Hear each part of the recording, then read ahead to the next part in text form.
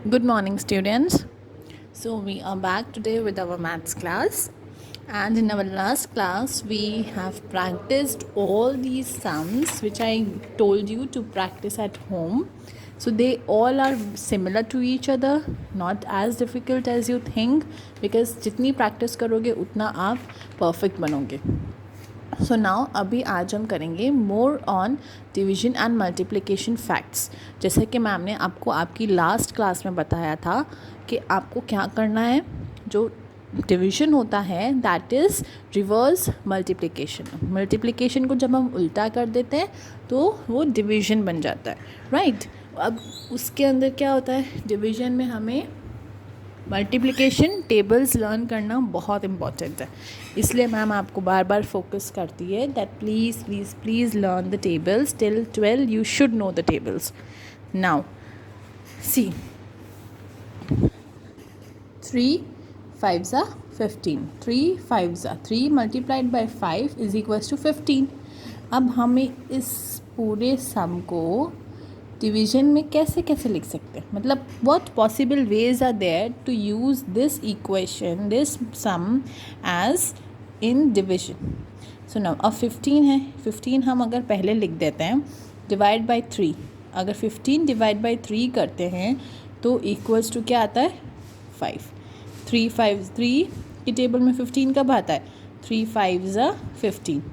Similarly अगर हम 15 को यहाँ पे लिख के 5 से डिवाइड करते हैं तो क्या आता है 5 की टेबल में 15. 5 3s are 15, राइट. तो आप इसको इस एक सम को दो अलग वेज में भी लिख सकते हो. Okay, come on now let us do B part. 3 4s are 12. 3 multiplied by 4 gives you 12. Now let us see this. अगर हम 12 यहाँ लिखते हैं 12 डिवाइड बाय 3. चलो पहले 3 से करके देखते हैं. तो 3 की टेबल में 12 कब आता है 3 1s are 3, 3 2s are 6, 3 3s are 9, 3 4s are 12. सो हम यहाँ पे क्या लिख देंगे 4. Now you will see. Now अब हम 12 वापस यहाँ लिखते हैं. 12 divide by 4 is equals to, अब 4 की टेबल में 12 कब आता है 4 1s are 4, 4 2s are 8, 4 3s are 12. So 3. Now can you see हमने सिर्फ एक ही नंबर को इस एक सम को मल्टीप्लिकेशन के सम को हमने दो अलग अलग टाइप के डिविजन्स में लिख दिया. Similarly 4 7s are 28. तो अब हम यहाँ पे लिखते हैं 28 divide by 4 is equals to, 4 की टेबल में 28 कब आता है 7s are. अब हम 28 डिवाइड बाय 7 करेंगे तो 7 की टेबल में 28 कब आता है 4s are. तो इस तरीके से आपको बाकी के भी सारे लिखने.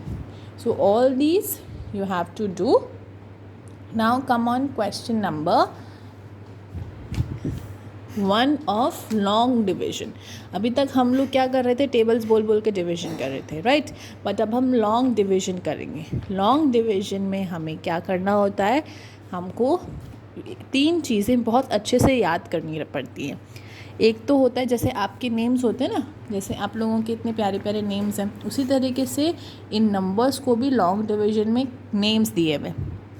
Dividend, divisor and quotient.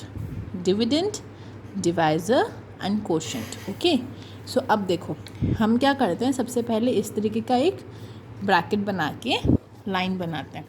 इस तरीके से ये लाइन बनाया और ये ब्रैकेट. ये हम लॉन्ग डिवीजन में इसको यूज़ करते हैं. अब जो डिवाइज़र होता है, मतलब जिसकी टेबल हमें बोलनी होती है, ठीक है, जो डिवाइज़र होता है उसको हम यहाँ लिखते हैं बाहर, ब्रैकेट के बाहर. जैसे कि ये घर है, ये घर है, तो सिक्योरिटी गार्ड घर के बाहर बैठा रहता है ना, उस तरीके से ये भी है, ये सिक्योरिटी गार्ड है, ये बाहर बैठा है, ठीक है. अब यहाँ पे डिवाइज़र दैट मीन्स जो बीच में लिखा हुआ है, जिसकी टेबल हमें बोलनी होती है, वो होता है घर के बाहर. अब 12 12 यहाँ पे डिविडेंड है। डिविडेंड मतलब हमें पता करना है कि ये इसकी टेबल में ये कब आता है।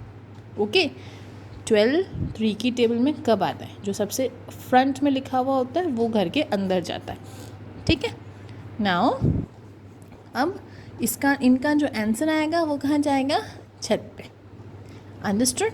एक चीज़ और ध्यान रखेंगे इजी वे में कि जो बड़ा नंबर होता है, जो बिग नंबर होता है वो हमेशा घर के अंदर रहेगा, और जो छोटा नंबर है वो हमेशा घर के बाहर रहेगा, और जो आंसर आएगा वो हम लिखेंगे ऊपर। सो 3 की टेबल में 12 कब आता है, 3 1 ज़ा 3, 3 2 ज़ा 6, 3 3 ज़ा 9, 3 4 ज़ा 12, राइट। तो हम 3 4 ज़ा 12, अब 12 आ गया तो 12 यहाँ पे लिख देंगे इसका आंसर और इसको सब्ट्रैक्ट कर देंगे। अंडरस्टूड। ये हमारा लॉन्ग डिवीजन मेथड है। अब हमें देखो क्या करना है। Question number 1, 15 is the dividend, 3 is the dividend divisor, right. So हमें 3 की टेबल तब तक बोलनी है जब तक हमें 15 नहीं मिल जाता, और जहाँ पे स्टॉप होगी ना वो नंबर हम ऊपर लिख देंगे। That will be our quotient. Now अब यहाँ पे देखो 2 is the divisor, 10 is the dividend. So 2 की टेबल में 10 कब आता है, 2 5 ज़ा 10, हम इसको पूरा ऐसे लिखेंगे।